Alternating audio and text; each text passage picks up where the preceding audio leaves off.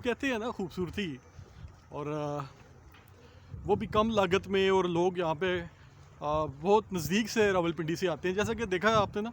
और शूटिंग के लिए ख़ास तौर पे लोग यहाँ पे आते हैं। उसकी वजह ये है कि ये जगह जो है ये एक तो बहुत ज़्यादा क्लीन है, कोई यहाँ पे किसी किस्म की आलूदगी, गंद वगैरह किसी किस्म का कोई नहीं, आप देख सकते हैं बिल्कुल। और ये साथ जंगल है छोटा सा, ठीक है, वो सामने आपको नज़र आ रहा होगा। वो रास्ता सीधा जाता है जनाब, निकल के वो आगे फिर पिंडी के जो मज़ाफ़ाती एरियाज़ हैं उनमें चला जाता है। ये बाकी आपको डैम का नज़ारा है जी, ये आप देख सकते हैं। और ये लोग यहाँ पे इसीलिए एंजॉय करने आते हैं कि बहुत साफ़ सुथरा और स्मॉल डैम है ये।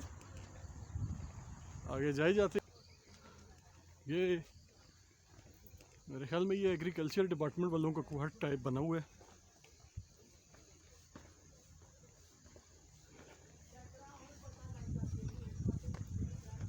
तो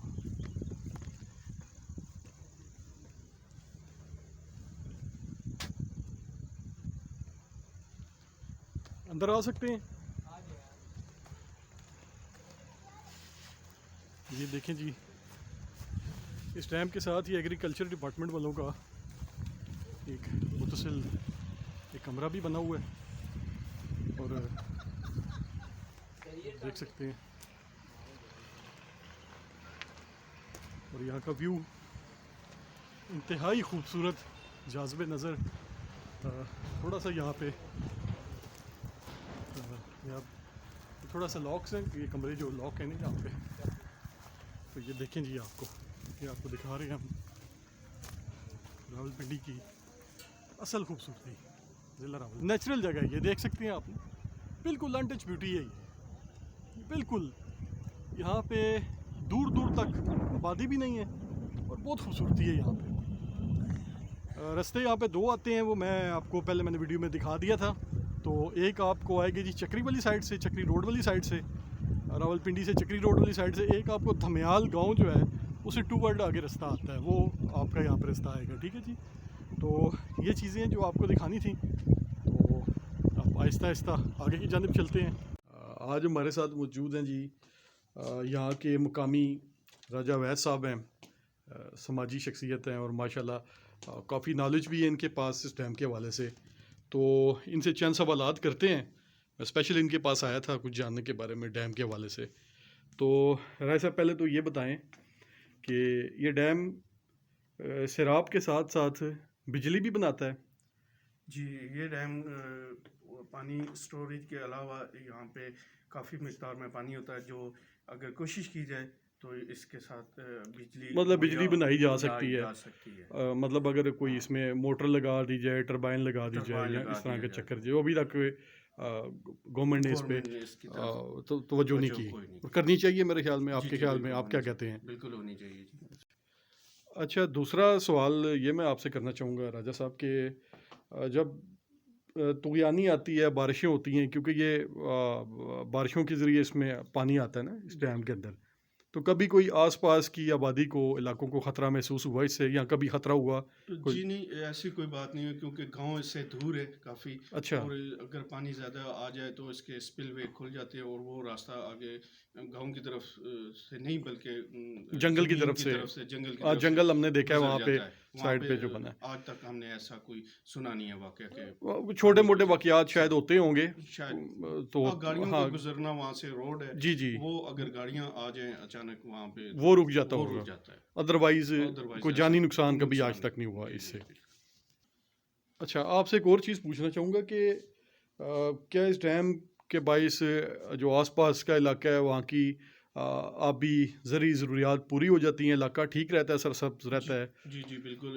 इससे जो पानी इखराज होता है वो आगे लोग अपने खेतों में ले जाते हैं, वहाँ से वो उनकी पाशी का जो ज़रिया बनता है, मतलब ज़राअत का ज़रिया जी, ज़राअत का ज़रिया सारा वो इसी पर ही डिपेंड करता है, बिल्कुल आपके ख्याल में जी जो है जी ना। बिल्कुल। अच्छा, राजा वैद साहब, मैं ये जानना चाहता हूँ आपसे कि क्या लोग अपनी फैमिली को इस मुकाम पर लेके आ सकते हैं, बच्चों के साथ आ सकते हैं, या दोस्तों के साथ यहाँ पिकनिक मनाने आ सकते हैं? किसी किस्म की कोई पाबंदी या कोई ऐसा कुछ तो नहीं है? जी क्यों नहीं, ज़रूर। ये माशाल्लाह 63 में 1963 में इसकी बुनियाद रखी गई, और जी जी। यहाँ पे काफ़ी सारी हमारी जो फिल्म इंडस्ट्री है उसकी शूटिंग होती रही है, वो फैमिलियाँ भी आती रही हैं, देखती भी रही हैं। अच्छा, और ये बहुत अच्छी जगह है पिकनिक के लिए, फैमिली के मतलब लिए। यहाँ पे फैमिलीज को यहाँ पे इजीली आके अच्छे कुकिंग तरीके से कर लाया जा सकते हैं, सकता साथ अपने है, बारबेक्यू सामान कर सकते हैं, बारबेक्यू कर सकते हैं। किसी किस्म की कोई कोई ममानियत तो पाबंदी नहीं है। नहीं है, बस पाबंदी ये नहीं है। हमें ध्यान रखना होगा, ये इसमें ऐड करता जाऊँ कि वहाँ पे अगर कुछ भी ऐसा काम करते हैं, अगर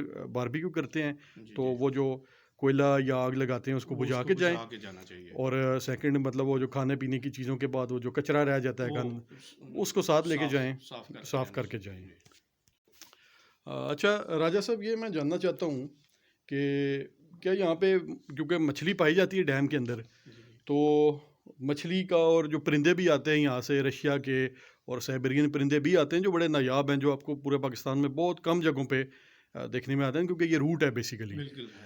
तो यहाँ पे क्या शिकार वगैरह किया जा सकता है? मछली का तो इस तरह नहीं कर सकते, क्योंकि यहाँ पे लोकल लोगों ने अपना वो एग्रीमेंट किया होता है। अच्छा, तो वो उनसे परमिट या इजाज़त लेके आप ठीक हो गया। शिकार कर सकते हैं मछली का। तो वैसे सर्दियों में यहाँ पे बहुत से परिंदे आते हैं। और परिंदों के बारबेक्यू शिकार के बारे में आप क्या कहते हैं? परिंदे वैसे तो नहीं करना चाहिए, लेकिन वैसे मतलब अच्छी चीज़ नहीं है। मैं हाँ, मतलब कि वो उनकी वो डेज होते हैं और वो अपने अफजाइश रूट पे जा रहे होते हैं, हाँ। अफजाइश उनकी हो रही होती है, तो उस हवाले से जो है ना, हाँ। तो ये बड़ी आपकी जी मस्बत सोच है माशाल्लाह। की शिकार जो है वो बिल्कुल इन परिंदों का कम से कम नहीं करना चाहिए, क्योंकि ये परिंदे एक रूट के तहत आते हैं। हाँ। और अक्सर इनमें देखा गया कि इनके पैरों में जब कुछ शिकारियों ने शिकार किया कुछ अर्सा पहले, तो इनके पैरों के अंदर जो आपने मुझे बताया था कि वो टैग लगे होते हैं, हाँ। ट्रांसमीटर लगे होते हैं ना, जो इनकी वो नाप रहे होते हैं कि ये कहाँ से हाँ, गुजर रहे कितने हैं। किलोमीटर जीपीएस का सिस्टम जो होता है ना,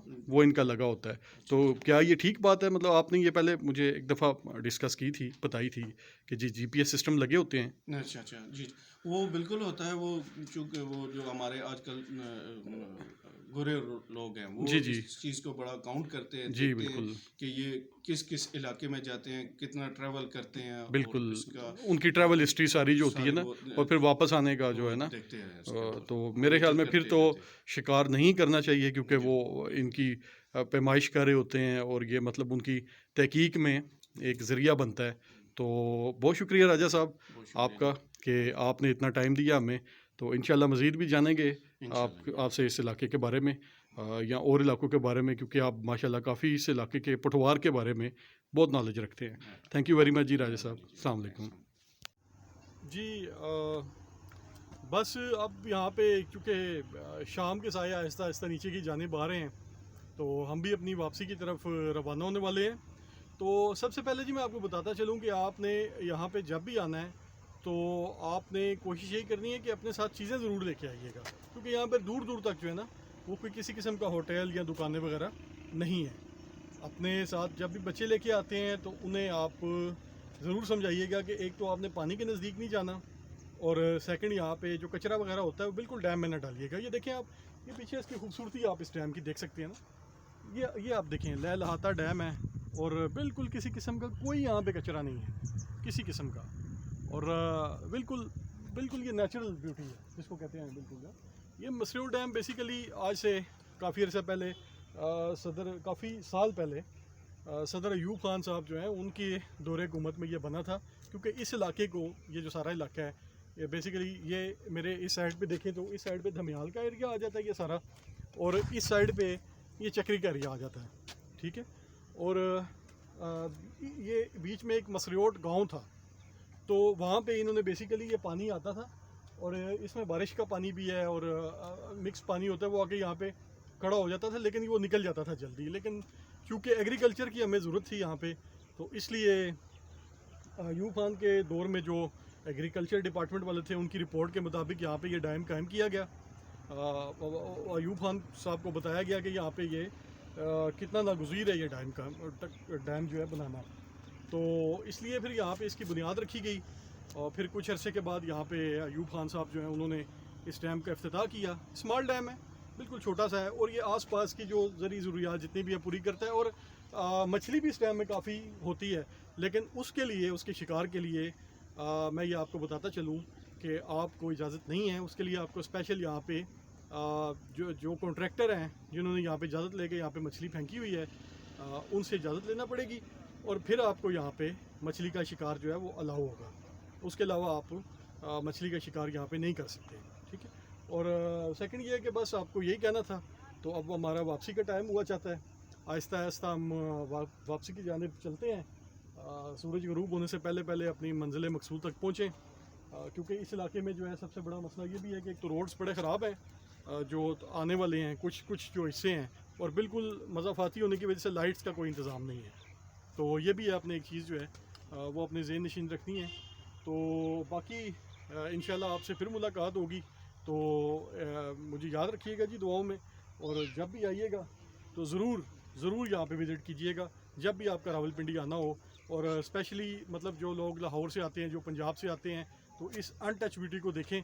लेकिन यहाँ पे इसके असरार रमूज़, इसकी यहाँ पे जो भी बोर्ड लगा हुआ बाहर, उसको मद्देनज़र रखते हुए जो हुकाम बाला ने यहाँ पे लोगों को बताया है कि यहाँ पे आपने ये काम नहीं करने, उनका ख़ास ख्याल रखिएगा। ठीक है, बहुत शुक्रिया जी, इजाज़त चाहूँगा। Thank you very much. अस्सलाम वालेकुम।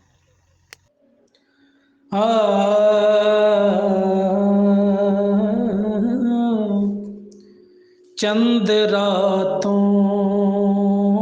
की रफ़ाकत का भरम रहने दो, चंद रातों की रफ़ाकत का भरम रहने दो,